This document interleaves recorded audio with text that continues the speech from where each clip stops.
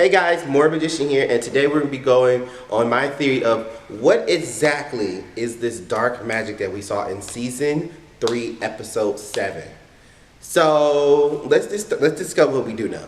So, there was two instances of kind of this dark magic being used. The first was because Julia was trying to locate Alice so that she can get her magic back that she transferred over to her. She needed magic to start the transfer, which meant that she had to find a way to give her magic. And so they went to the new owner of Breakbills, Irene, and Irene has the small resource of magic that Dean Fogg knew she had, but they weren't a battery like what they had with Professor Juniper and Professor his Russian name. His Russian name is very hard for me to say. That's why I'm sitting here. But anyway, and so it was actually like a small form of magic cocaine, if you will. And the magic cocaine, once snorted, I'm sorry, but that is what it is. Okay, we know it was magic cocaine. Okay. But they said it came from a excretion from a particular magical creature. And because, again, magical creatures still have access to magic. Anything that's human doesn't. So things such as like the werewolves, vampires, they still can hold their magic. Or the bunnies can travel through dimensions to transmit magic, which is magic. They still have their magic while humans do not. And once Julia snorted it and was able to cast the locator spell, which I do want to do in the future, it was a nice spell work.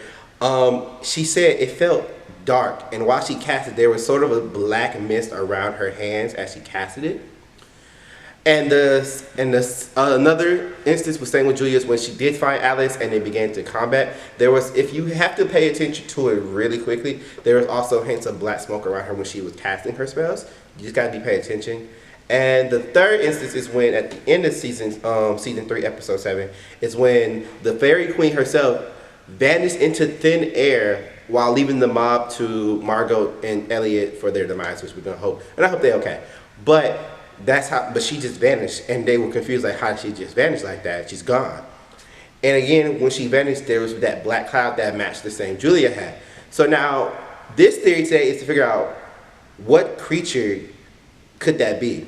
And I have two theories. My first theory is that, of course, it's demons. And the reason I say it's demons because Julia said it felt kind of evil, and demons are kind of labeled as evil, even though they may not necessarily be evil, but the feeling they associate with them is bad and evil. And so since that could be a link, and we know demons exist because a demon got rid of Penny's cancer while also he killed him. But still, demons are around and they still do have magic. And because of that, demons may excrete something that allows them to do magic, you know? And I don't have, it's not a lot of support for it, but I think that is a possibility. My second one would be that it is the actual concentration of fairies. And I know it's a reach. I know it's a reach, but the only reason I'm saying it is because one, in Irene's house, she had fairies cleaning for her. To everyone else, they thought it was magic cleaning the house, but it was actually fairies. And Penny even saw the magic. Well, he saw yellow light, but once Julia held the key that can reveal all hidden things, it saw fairies.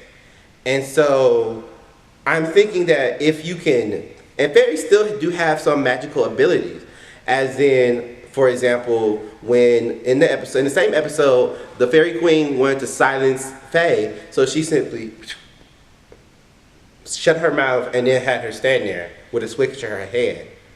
Now that could be remarkable ability, or that's just magic, and I think that's magic. And we know that, of course, the fairies were populating Earth. I mean, not Earth, but Fillory. Sorry, populating Fillory. And I think if you kind of ground them up, then that'd be the kind of magic that would lead the magic cocaine in a sense, and their own people could take it because it just matched. And I think they were capitalizing on that because at the end of the episode, Elliot and Margot wanted to know the full plan of the Fairy Queen, But she says you don't know a whole lot. And like, you don't know anything, you think too small.